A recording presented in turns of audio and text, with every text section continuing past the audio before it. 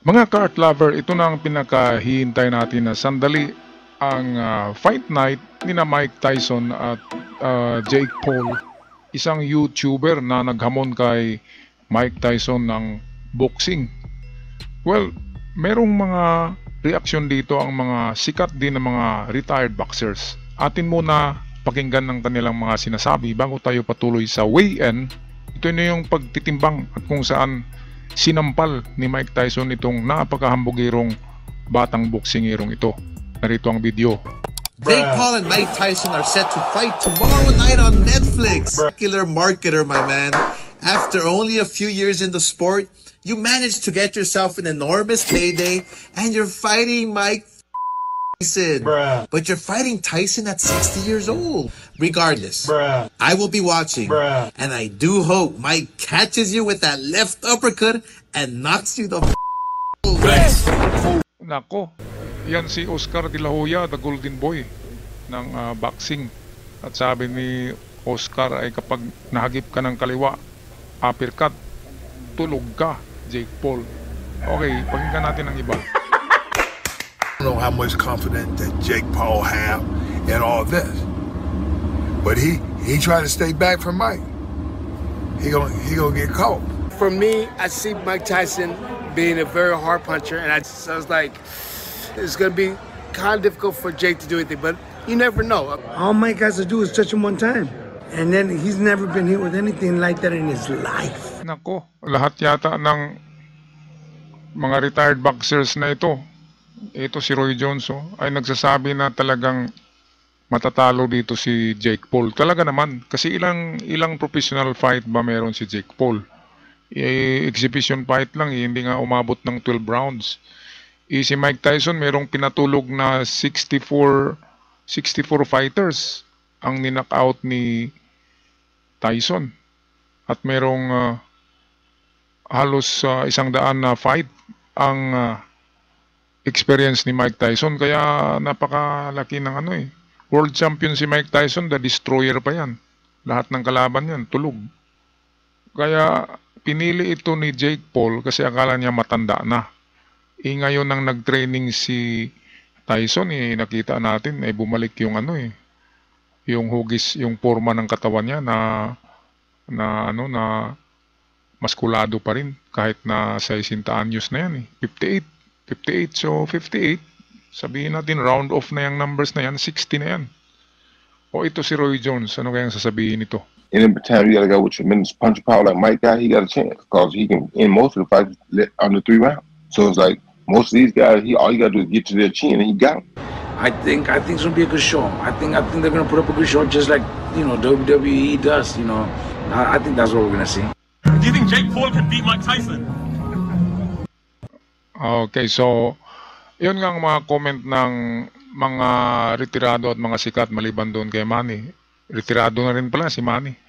Lahat nagsabi na kapag hindi na knockdown within 4 rounds si Jake Paul ni Tyson, kapag hindi ito na knockout, ibig sabihin pwedeng makasurvive si Jake Paul.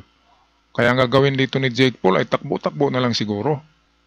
Magja-jogging na lang siya sa luna para hindi siya mahagilap ng kaliwang uppercut ni Tyson na pampatulog.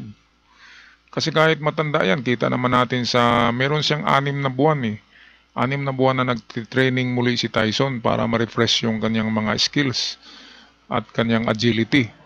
Kaya ito na yung pinakahihintay na weigh-in. Ito, ang daming tao dito. Weigh-in ito. At dito sinampal ni Mike Tyson kasi nagtitimbang si Mike Tyson nasa weigh scale siya nang biglang lumapit sa kanya si Jake Paul, kaya sinampal niya. Dito makikita natin sa video na to. O kahit weigh-in lang makikita natin ang daming bumibili ng ticket. Weigh-in lang yan hindi pa yan yung fight night. Bukas na yung fight night nila. At merong undercard na championship din. Kaya marami-rami din ang manonood nito kasi ito'y fight of the century. Mantsakin nyo matanda magipaglaban sa bata pa, di ba? Believe naman tayo din kay Tyson kasi lumaki talaga yan sa boxing. At kitang-kita naman natin sa kanyang katawan ngayon na nandyan pa rin yung mga six-pack niya. Kaya hindi ito lumpo, hindi ito yung matandang nasa wheelchair. Ito ay isang atleta na hanggang ngayon nagtitraining pa rin. Ako nga, I am 53 pero malakas pa rin ako eh. Kung boxing ay pwede rin eh. Kaya yung edad na 58 ay pwede pa yan. Pero hindi yan pwede ilaban na edad ni Mike Tyson sa mga professional boxers na heavyweight. Kasi malaki na talaga ang agwat ng edad. Pero katulad sa amateur pa lang na si Jake Paul, ano namang karanasan yan, hindi pa yan tinamaan ng kamao ng mga champion eh. Kung matamaan ni Mike Tyson ay siguro hiwalay ang kaluluwa niyan eh. Ang kaluluwa niyan ay doon muna magpasyal-pasyal muna sa luneta bago babalik doon sa katawan niya. Kaya ganyan ang mangyayari. Tulog daw yan si Jake Paul sa pagdating sa bukas. Ito na. Atin mo na panoorin.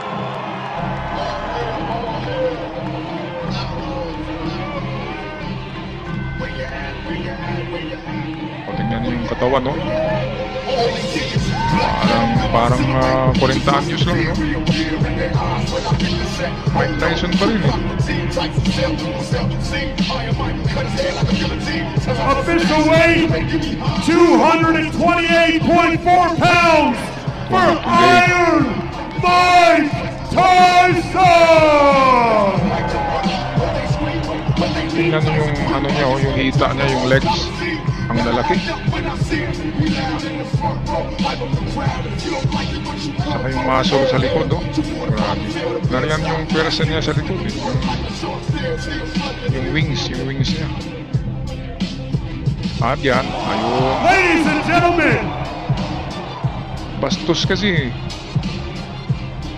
Magtitimbang pa sana si Mike, pumatong din sa timbangan, eh. Kaya ayan, nasampal. Ladies and gentlemen, the stage is set.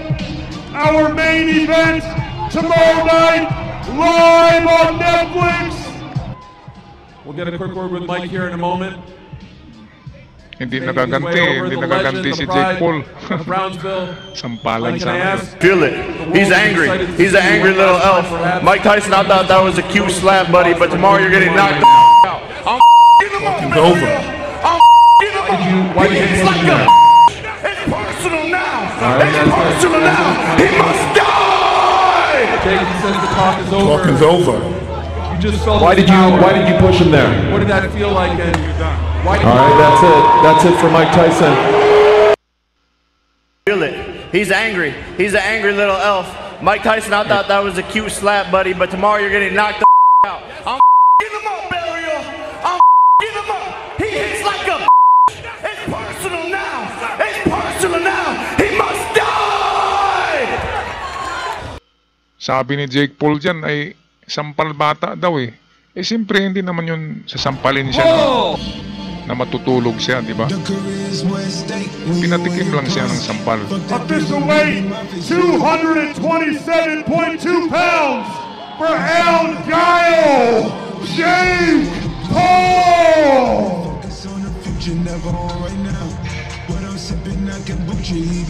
Maraming nagsabi na ito yung malaking pagkakamali ni Jake Paul sa pagkuha niya kay Tyson. Kasi gusto ni Jake Paul na sumikat eh. Gusto niya legend yung kakalabanin niya. Kinuha niya si Mike kasi matanda. Akala niya ugod-ugod na. Ngayon nakikita niya, nagtitraining. At mabilis pa rin.